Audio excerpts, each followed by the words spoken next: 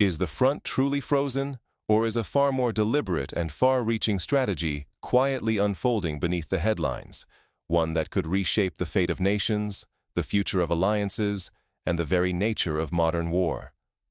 Day after day, major outlets echo the same refrain: stagnant lines, little movement, and a war seemingly stuck in place. Maps on news channels barely change.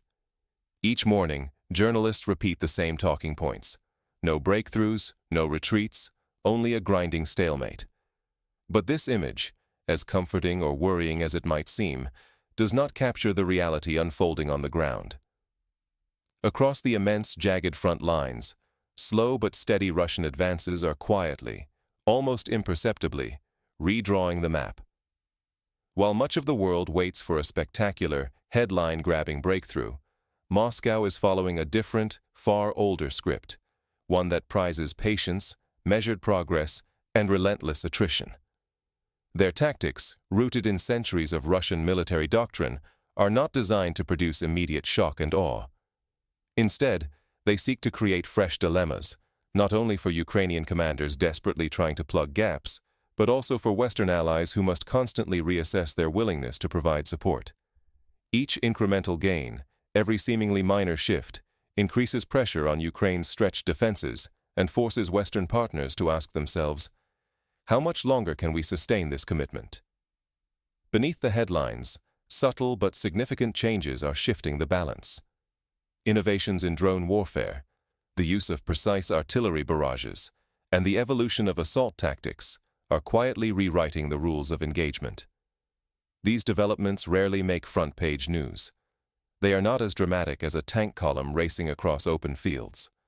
But collectively, these small shifts are eroding Ukraine's ability to hold the line. When analyzed together, they form a pattern, a slow, grinding offensive designed to outlast, outadapt, and ultimately outmaneuver a determined defender. If you focus only on the loudest stories, you risk missing these slow, relentless changes. Shifts that could redefine the security of Eastern Europe, shape global power, and even affect your own future. The quiet advance is often the most dangerous, for it is the one least likely to be met with the urgency it deserves. To truly understand how these shifts are playing out on the ground, we need to look beyond the headlines and examine the evolving realities emerging from the front lines. The signs are there, for those who know where and how to look. So, what do the latest frontline reports truly reveal? Beneath the surface, Ukraine's defenses are being squeezed, not by sudden, spectacular breakthroughs, but by a relentless, methodical campaign of Russian advances and shifting tactics. Let's break down the overlooked developments shaping the war's next phase, with concrete examples and historical parallels that illuminate the present crisis. In the Sumy sector, the fighting is deceptively quiet. On the map, the front lines have held steady for weeks, yet Russian artillery is striking with increasing precision. Each limited barrage chips away at Ukrainian fortifications, exposing gaps and signaling a calculated, attritional strategy that aims to wear down resistance over time. It echoes the tactics used by German forces in the First World War's Verdun campaign, where the goal was not immediate conquest, but the slow, systematic erosion of the enemy's ability to fight. Each barrage, each destroyed bunker adds up. Over weeks and months, this wears down morale as much as it does physical defenses. Zoom in on Kharkiv, where the Russian Group Seva is intensifying pressure along two main axes. This escalation is forcing Ukraine to commit elite reserve units, formations previously kept deep in the rear for emergencies only. The deployment of these so-called shadow forces, hand-picked troops trained for rapid reaction, signals just how thinly stretched the defenders are becoming. In military history, this resembles the German commitment of the Strategic Reserve at the Battle of the Bulge, when the last available forces were thrown in to stem a breakthrough. Once reserves are committed, flexibility vanishes, and any new crisis becomes vastly harder to address. Kupiansk is quickly turning into a critical confrontation point. Russian mobile detachments are weaving through narrow city streets, preparing what analysts describe as a deadly urban trap. The stage is being set for brutal, close-quarter combat, where control could swing on small unit tactics, rapid maneuvers, and the ability to outflank and encircle. It is a scenario reminiscent of the Battle of Stalingrad, where street-by-street fighting ultimately determined the fate of the city and, by extension, the larger campaign. Control here could determine not just the fate of Kupiansk, but the tempo of operations across the entire northeastern front. Further south, in the Zaporizhzhia sector, the pace of Russian assaults is accelerating. Instead of probing attacks, Russian forces are now hammering key Ukrainian positions, using artillery to blast pathways for ground troops. The looming threat to Huliaipol, a vital Ukrainian stronghold, signals a possible battle that could redefine control over the southern front. Control of Huliaipol would open the way to deeper advances and threaten Ukrainian lines of communication all the way to the Dnipro River. This is not unlike the Soviet deep battle doctrine of the Second World War, where the aim was to punch through at a critical point and then exploit the breach, rolling up the enemy's rear. But perhaps the most ominous changes are unfolding in Pokrovsk. Here, analysts see echoes of the prelude to Avdiivka's fall, a slow tightening of the noose rather than a sudden pounce. Ukrainian forces risk being semi-encircled, with main supply routes under fire and signs of hasty withdrawals emerging. Every kilometer ceded worsens logistical strains, disrupts the flow of ammunition and reinforcements, and brings the prospect of a sudden collapse ever closer. In military history, we have seen similar patterns before. In the encirclement of German forces at Korsun-Cherkasy in the Second World War, where steady constriction of supply lines led to eventual disaster for the defenders. If we overlook these evolving tactics, we miss the larger shift at play. Russia is tightening its grip on multiple fronts, while Ukraine's options are shrinking. This is not just about territory. It is about the credibility of Western support, the security balance in Eastern Europe, and the future shape of global power. Western capitals are watching closely, weighing every new development, and wondering how much risk they are truly prepared to absorb. With each front under mounting stress, it becomes clear that Ukraine faces a new kind of battlefield calculus. The coming weeks will test not only military endurance, but also the resolve of Kiev's allies. Will they double down, or begin to hedge their bets? The answer will shape not just the battlefield, but the future of European security.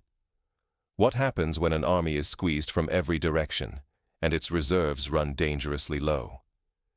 This is the harsh reality now facing Ukraine's defenders.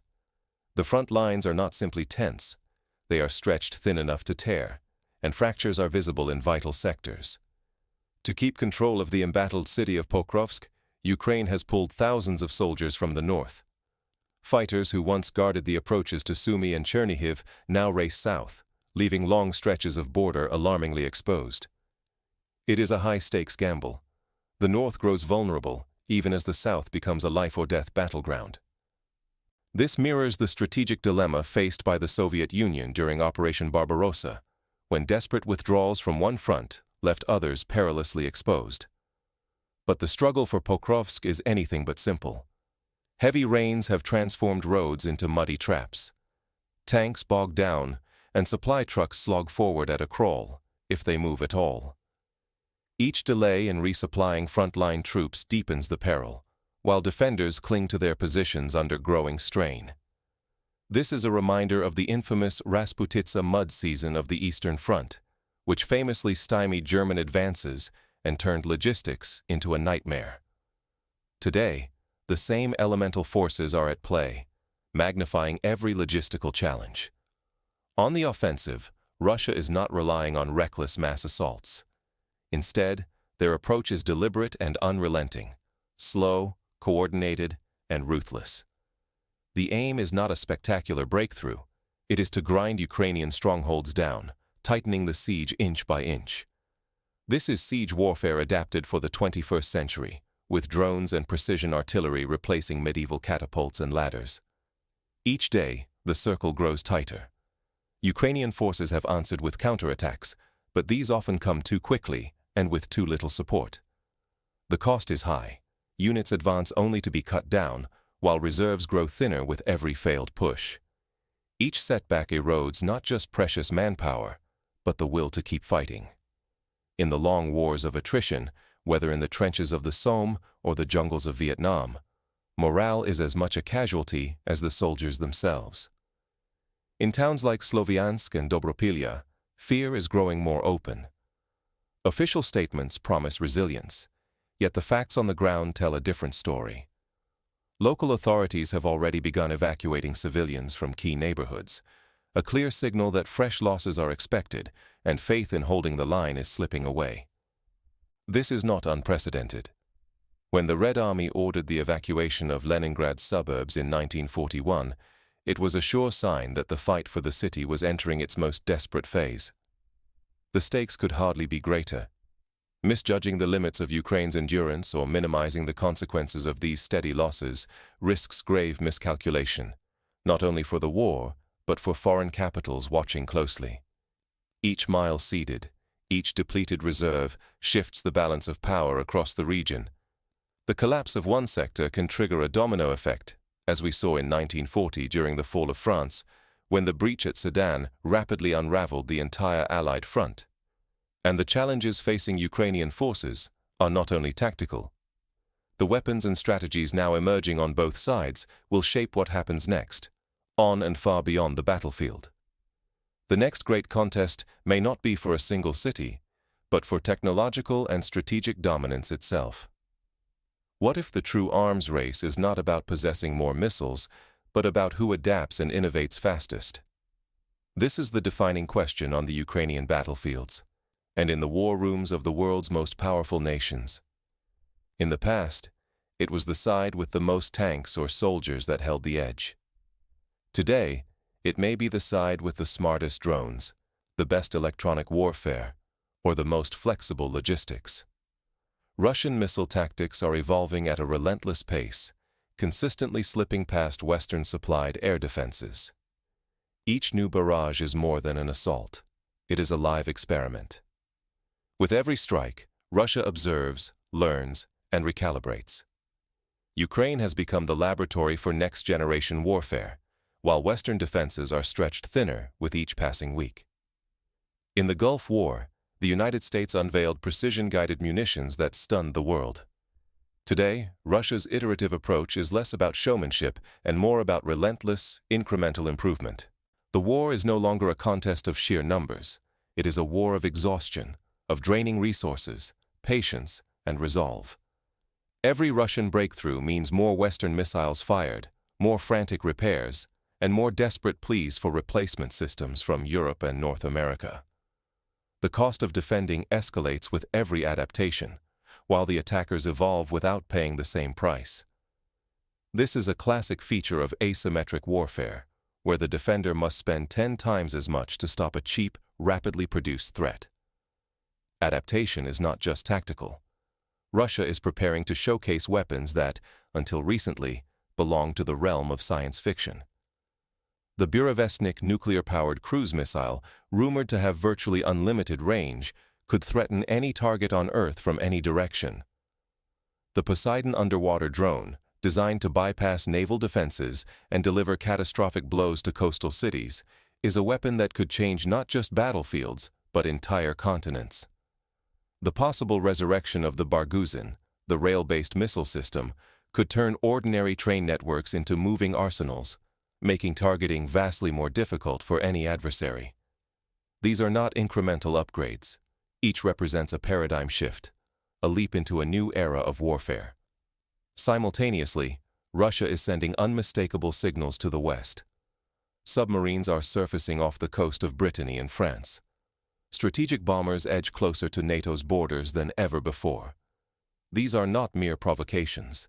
They are reminders that the confrontation is global, and escalation can reach anywhere, at any moment. It mirrors Cold War gamesmanship, where the mere sight of a Tupolev bomber near British airspace would trigger frantic diplomatic and military responses across Europe. Meanwhile, debates in Western capitals are growing more intense. Some urge freezing the conflict, arguing that further escalation risks catastrophe. Others worry about aid fatigue as budgets stretch and stockpiles shrink. There are whispers that fundamental defensive doctrines may be outdated. Is the West keeping pace with Russian innovation, or already falling behind? In the Korean War, the introduction of the MiG-15 jet caught the West off guard. Today, the danger is that new Russian tactics or technologies could do the same. The danger is clear.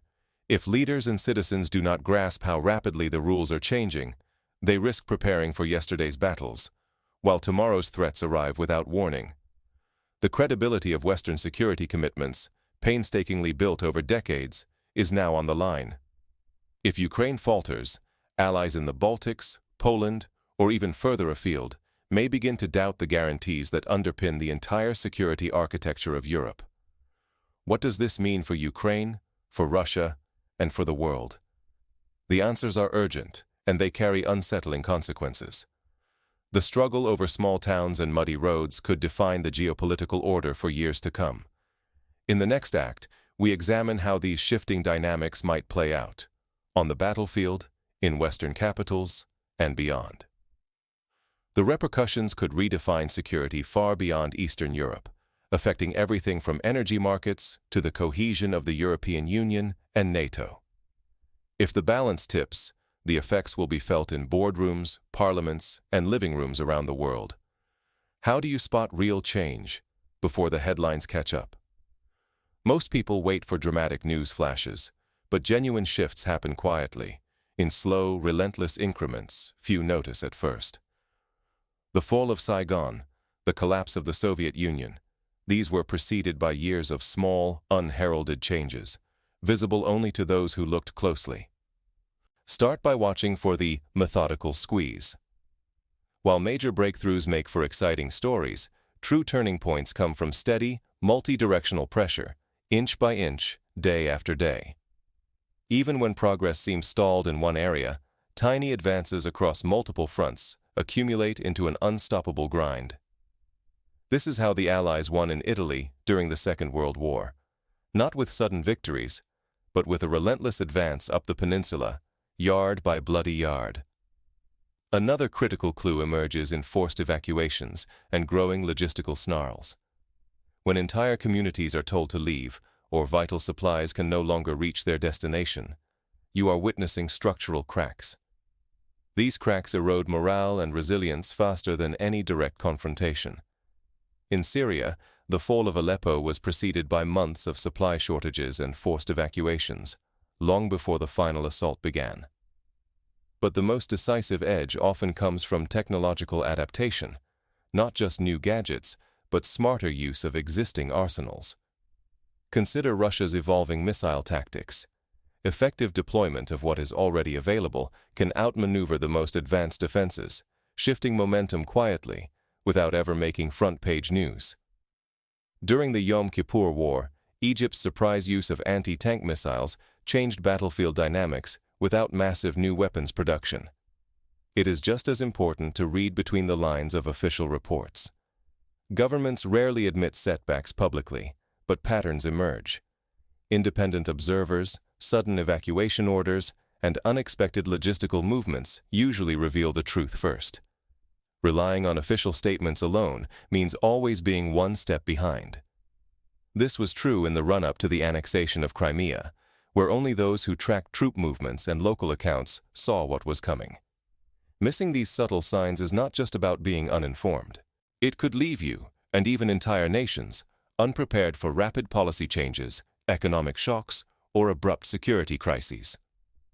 The slow, grinding offensive underway may ripple far beyond the battlefield, shaping global energy prices, insurance markets, and testing the credibility of Western strategies. The 1973 oil crisis, triggered by a regional conflict, taught the world how far and fast such ripples can travel. So, how do you stay ahead, when the real story is hidden in plain sight and official sources always lag behind? First, develop a habit of reading multiple sources, including independent analysts, think tanks, and on-the-ground eyewitness accounts. Compare their reports with official statements and look for discrepancies. Second, watch for changes in the deployment of reserves, forced evacuations, and sudden shifts in supply routes. These are often the first indicators of a looming crisis. Third, track innovation cycles. Which side is adapting fastest? Who is introducing new technology, and how quickly is it being fielded? Finally, learn from history. Study past conflicts and see how small shifts foreshadowed major events.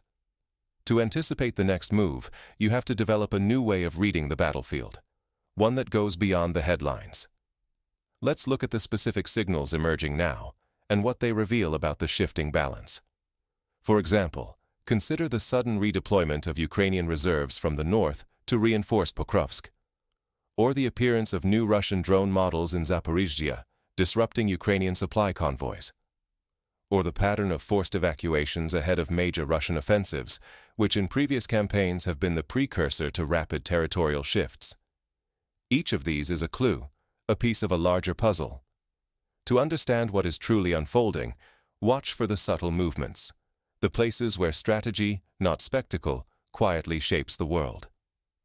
On the surface, the story is often dressed up to distract, comfort, or inflame. Yet the real shifts in power come silently, over many weeks and months, as tactics adapt and new weaponry is deployed on the front lines. The relentless, grinding pressure now visible is no accident. It is a calculated campaign, meant to wear down defenses and force the other side into a reactive stance. If we are seduced by dramatic headlines or official claims alone, we risk missing the gradual changes that will shape tomorrow. History does not always announce its turning points with a roar. Sometimes it whispers them in the small gains, the incremental innovations, and the slow bleed of resources. To keep pace, we must notice these quiet advances and reconsider what they signal as the situation evolves. The stakes could not be higher, not only for those on the ground, but for all who watch from a distance. Global stability, energy markets, and the strength of international alliances all hang in the balance, swayed by these seemingly minor but decisive shifts.